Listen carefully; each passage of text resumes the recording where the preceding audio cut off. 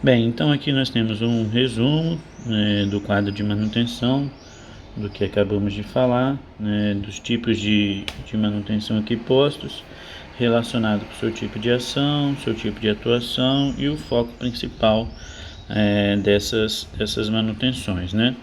Então, seguindo uma linha de raciocínio, por exemplo, a primeira é corretiva não planejado, como já comentamos, ela é uma manutenção que a base dela é reativa, a atuação dela é não planejada e o foco dela é de correção emergencial, né? E aqui tem uma tabela, né, com algumas consequências relacionadas ao custo, disponibilidade, segurança, que a gente pode ir pensando sobre, né? Obviamente o custo nessa primeira corretiva não planejada é alto, porque você vai fazer as coisas com certo, entre aspas, de um certo improviso, né? Porque você vai ter que correr, você vai ter que ser reativo ao que está acontecendo, né? Então, aconteceu uma quebra, você tem que analisar e fazer, então você não tem esse tempo de planejamento, como a gente já enfatizou. A disponibilidade, que é o tempo que o equipamento fica disponível para operar, ele é cada vez menor, né? Porque se você tem uma troca que ela é inesperada, o tempo dessa troca com certeza ela vai ser maior do que uma troca planejada. Então a disponibilidade, que é o tempo que esse equipamento fica disponível, ele será menor, né?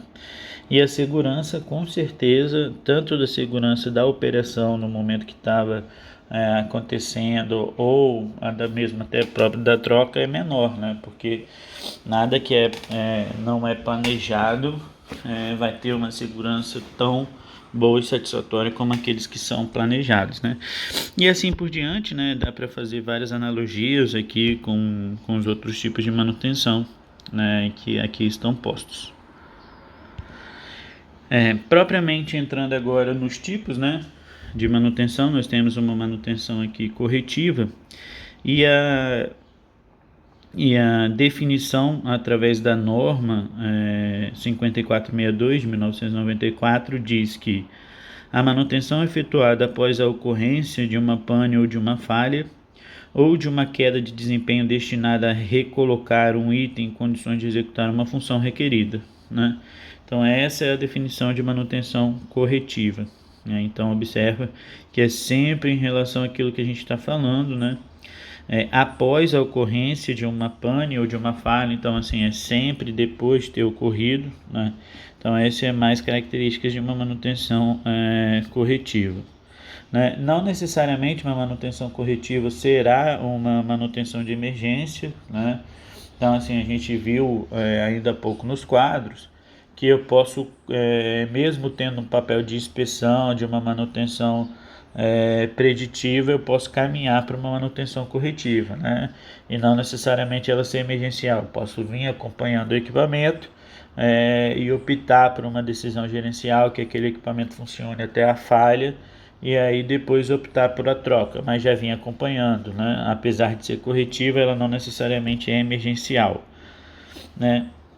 Então, a gente destaca aqui também algumas condições que levam à manutenção corretiva. Um é o desempenho deficiente, apontado pelo acompanhamento das variáveis operacionais ou de funcionamento do equipamento, ou ocorrência da falha, né? São duas características que a gente já abordou, né? E a manutenção corretiva, ela tem sempre essa característica, né? De falhou, você volta, substitui, né? Faz um reparo que seja, mas ele volta a funcionar nas condições anteriores, né? Então, corrigir ou restaurar as condições de funcionamento, né? Então, tem essa característica importante que a gente vai trabalhar ela também através de gráficos, né? E a gente já viu que essa manutenção corretiva é dividida em não planejada e planejada.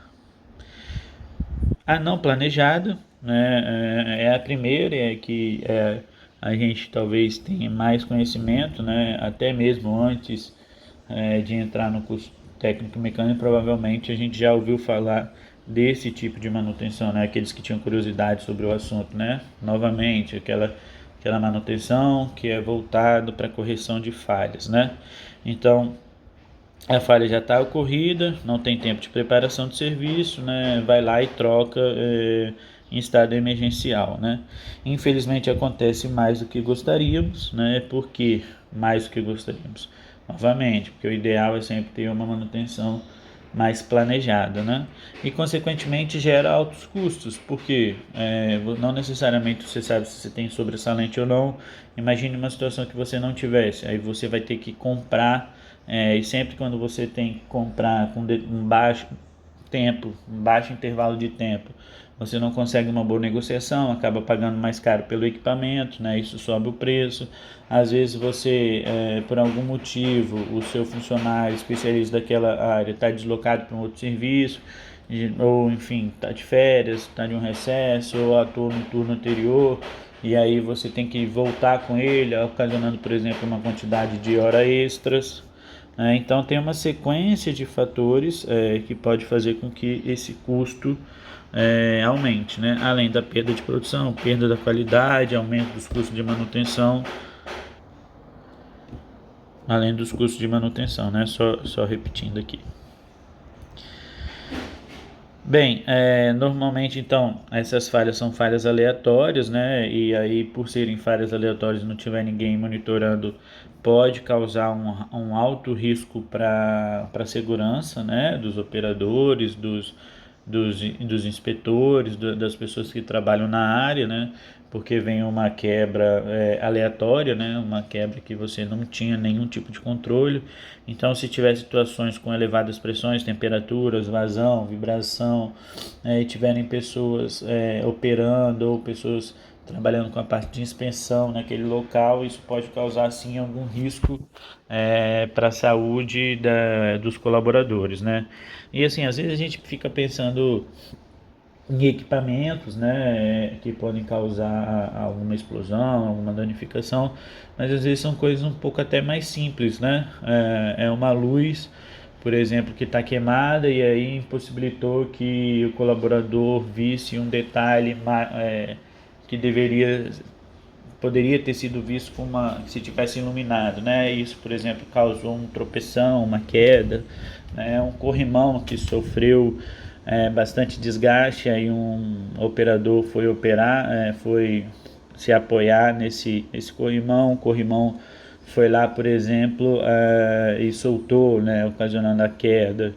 Vamos supor que tem aí uma escada onde não tem uma manutenção adequada, o degrau já está corroído, né? Por exemplo, foi lá e teve a queda. Então, assim, existem vários tipos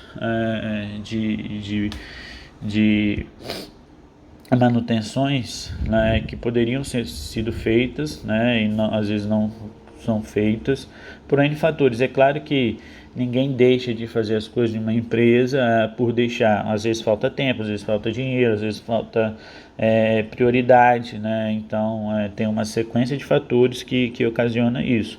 Mas uma quebra de algo que não necessariamente que necessariamente não estava sendo previsto pode ocasionar sim um grande problema, né?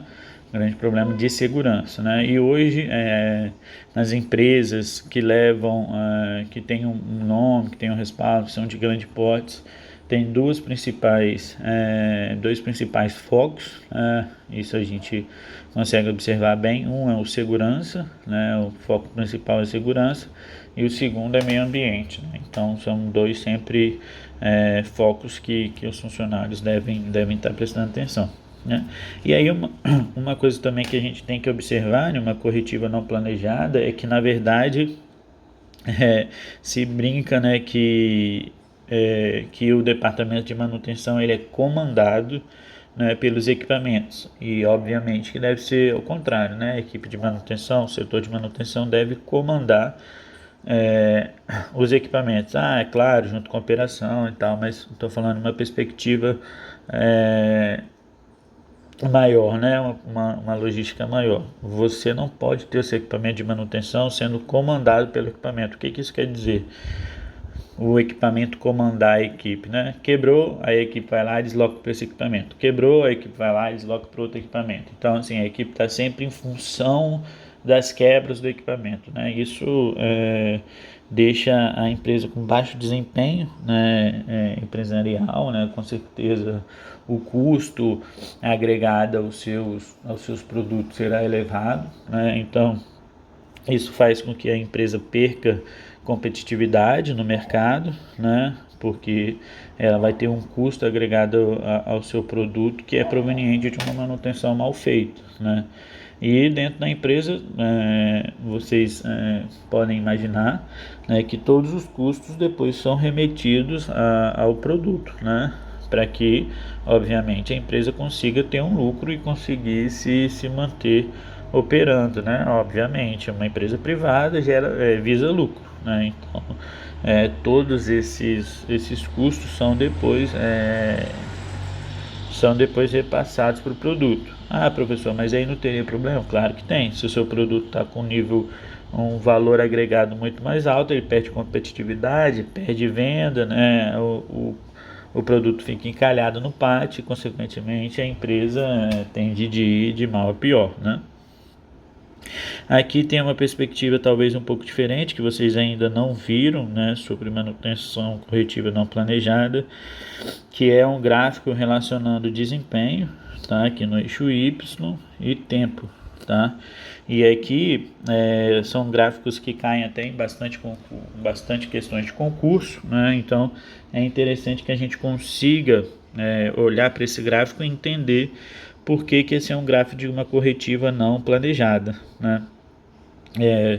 Então, por que a gente consegue tirar essa observação daqui, né? O que a gente vai observar? Que aqui no início do tempo zero, né? Então a gente observa aqui esse primeiro ponto, eu tenho que o desempenho do meu equipamento era máximo, né? Então ele começa a operar, né? E aí o que acontece? O desempenho dele aqui, né, nessa linha vem caindo com o tempo, né? Vem caindo com o tempo, até que chega um determinado intervalo do espaço, do tempo, que esse desempenho aqui ele cai, né? Ele cai para zero. Então o que significa aqui? Significa que ele vinha trabalhando, e aí teve a falha. Ah, professor, onde foi a falha? Você pode falar? Com certeza, falha eu posso afirmar que foi aqui no T1, porque o desempenho dele cai abruptamente para zero, né? Então eu posso afirmar, por exemplo, interpretando esse gráfico, que no tempo T1 esse equipamento analisado teve o seu processo de falha, né? Eu posso afirmar também que entre T1 e T0, né, o T0 T1 ou T1 menos T0, né, esse é um intervalo de tempo que estava funcionando até a primeira falha, né? Eu posso afirmar também que T2 menos T1, né, é o tempo direcionado à manutenção, né? Ah, professor, como que você sabe disso? Se aqui teve a quebra, né, em T1 e esse espaço aqui todo em branco não teve desempenho nenhum, significa que o equipamento estava em manutenção, estava em reparo, e tanto que ele volta aqui depois no seu desempenho máximo. Aí depois novamente ele para de funcionar, aí chega aqui no seu estado T3, novamente tem uma segunda quebra. Então aqui eu posso descrever que esse gráfico é de uma corretiva não planejada. Por quê? Porque eles têm quebra, né? Tá funcionando do nada a quebra, né? E consequentemente depois da quebra tem uma manutenção, uma troca, esse equipamento volta a operar com seu desempenho ao máximo, mas depois acontece a mesma coisa, passa um determinado intervalo de tempo, vai lá e tem a quebra novamente, né? Mais uma vez, eu posso afirmar aqui algumas considerações, posso afirmar que existiram nesse gráfico aqui duas quebras, duas falhas, uma em T1, outra em T3, né? Que o período de funcionamento total aqui seria T1 menos T0, T3 menos T2, tá? E o intervalo de tempo que ficou na manutenção seria T2 menos T1. Então são considerações bastante interessantes que eu posso estar observando nesse gráfico aqui em questão.